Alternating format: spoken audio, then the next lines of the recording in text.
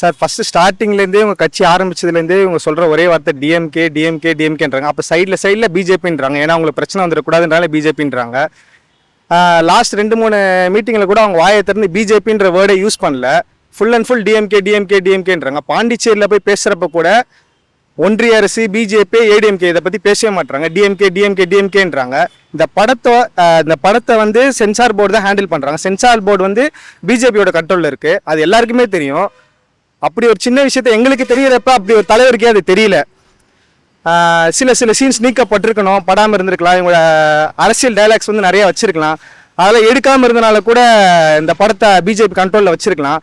இதுக்கும் அவங்க DMK DMK டிஎம்கேன்றாங்க. எங்கள் ஆதரவு வந்து ஃபுல்லாக ஃபஸ்ட்டு விஜய்க்கு இருந்துச்சு. ஆனால் அவர் எப்போ பிஜேபி கிட்ட போய் கை கட்டினாரோ அப்போ இருந்து நாங்கள் அவருக்கு சப்போர்ட் பண்ணுறதா இல்லை. அவர் சிபிஐ விஷயமே ஒன்று கிளியர் ஆகிறதுக்கு முன்னாடி இதை எடுத்து பேசினாங்கன்னா இன்னும் அவருக்கு எலெக்ஷன் நிற்க வைப்பாங்களானே தெரியாது. அவருக்கு இன்னும் இப்போ 234 மெம்பர்ஸ் இருக்காங்களா? ஃபர்ஸ்ட் அவங்களுக்கு கிடையாது. அவங்க அதுவே ஸ்ட்ராங்காக இல்லை. இன்னும் 2 months எலெக்ஷன் ஸ்டார்ட் ஆக போகுது. அவங்களுக்கு எதை பற்றி அக்கறை இல்லை. டிஎம்கேன்னு பேசி மக்களோட மனசை உடைச்சு நாங்கள் எங்கள் சைடு வந்து தற்கூரி கூட்டமாக சேருங்க சொல்லி கூப்பிடுறாங்க. வேற என்ன உங்களுக்கு தெரியும் சொல்லுங்கள்.